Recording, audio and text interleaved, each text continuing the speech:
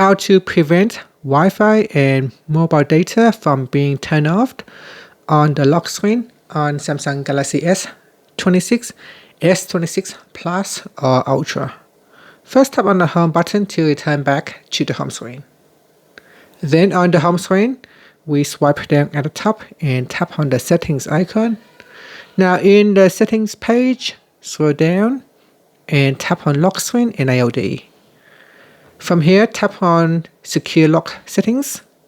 Then we enter the current PIN and tap on continued. Now go down to the last option and tap on lock network and security. Make sure this is turned on. Once this is turned on, if you go to your lock screen, this will prevent anyone from trying to turn off Wi-Fi or mobile data without knowing your phone PIN or password. So unless we enter in the correct PIN or password, then we cannot turn off Wi-Fi or mobile data or cellular data. And that's it. Thank you for watching this video. If you find it helpful, please like and subscribe to my channel for more videos.